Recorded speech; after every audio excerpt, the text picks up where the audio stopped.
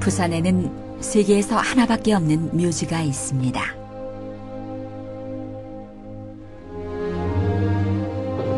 이것은 지금부터 60여 년 전 북한의 남침으로 짓밟힌 우리나라를 지키기 위해 참전했다가 산한 유엔군 장병들이 잠들어 있는 곳입니다. 푸른색 눈에 피부색도 달랐지만 그들은 이름 한번 들어본 적 없는 아시아의 동쪽 끝 작은 나라 대한민국을 공산주의의 침략으로부터 지켜내기 위해 싸웠습니다. 그리고 이곳에서 자신들의 목숨을 기꺼이 바쳤습니다.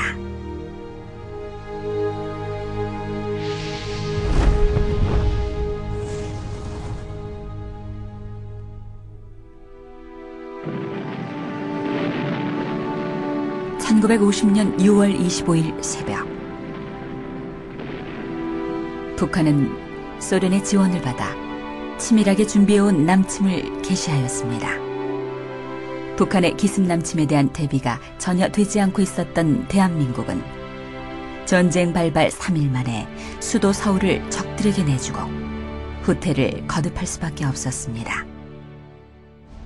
그러나 6월 28일 유엔 안전보장이사회가 한국에 대한 파병 결의문을 채택함에 따라 16개국에서 전투병력을 파견하였고 의료 지원을 해온 5개국을 포함하여 총 60여 개 국가가 우리나라를 도왔습니다. I didn't know where it was. So they told me it was about 14,000 miles away from the UK. We were looking on the map to try and find where it was. Eventually we did find it. And when I landed here, little kids were running around, no mothers and fathers. I also, the first thing that struck me from Busan, when I came up from Busan, was thousands of people on the road, refugees. You understand? And that, I felt so sorry for these people. 당시 한국은 세계에 알려지지 않은 작고 가난한 이름 없는 나라였습니다. 그럼에도 이 땅이 공산주의의 침략에 희생되는 것을 막아내기 위해 온 세계가 힘을 모았던 것입니다. 그리고 3년간이나 지속된 전쟁. 소련의 지원을 받은 북한과 중국 공산군에 맞서 자유진영의 국가에서 온 젊은 군인들은 우리 국군과 함께 이 땅의 자유와 평화를 지키기 위해 자신들의 피를 뿌리고 고귀한 생명을 기꺼이 바쳤습니다.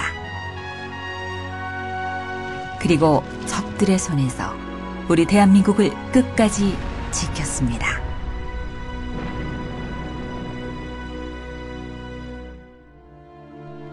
이제 참혹했던 전쟁의 포성이 먹고 어느덧 60여 년의 세월이 흘렀지만 매년 이맘때쯤 많은 6.25 참전 노병들이 우리나라를 찾아옵니다. 6.25 당시 그들의 눈에 비친 대한민국은 화약 냄새가 진동하고 폐허가 된 건물, 구걸을 하던 전쟁구화로 넘쳐나던 말 그대로 버림받은 땅이었습니다. 세계에서 가장 가난한 나라, 외국의 원조 없이는 도저히 버틸 수 없고 미래에 대한 희망마저 전혀 없는 국가였습니다. 그러나 지금 그들의 눈에 비친 발전된 대한민국은 경이로움 그 자체입니다. Too many lives were lost, weren't there? But when you see Republic of Korea today, it's amazing how they recovered. 가난하고 비참했던 나라가 불과 몇십 년 사이에 자유와 풍요가 넘치는 경제 강국으로 발돋움했다는 사실에 놀라워합니다. 그리고 60여 년 전 공산주의의 침략으로 패망의 위기에 처했던 이 나라의 자유를 지키기 위해 목숨 바쳐 싸웠던 사실을 자랑스러워합니다. 그리고 그들은 우리에게 말합니다. 6.25 동란 당시 민주주의의 걸음마를 시작했던 대한민국을 위해 싸운 것은 진정 가치 있는 일이었다고. I know I've done something worthwhile. You Koreans has made it beautiful. We joined the United Nations and we did it here. And we did a good job now when I see it. When I see Korea now, it was worth every minute. 지난 4월에는 특별한 사연을 가진 해외 참전용사의 유해가 우리나라에 왔습니다.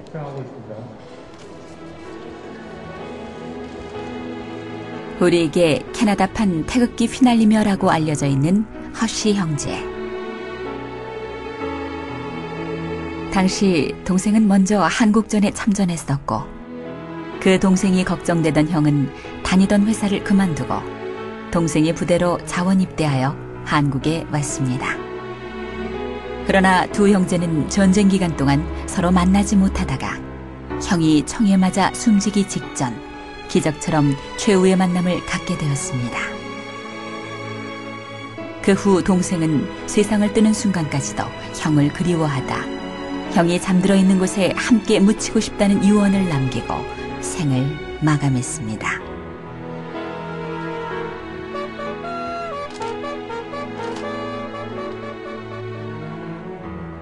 그리고 드디어 60여 년 만에 형제는 한국 땅에 함께 묻히게 되었습니다.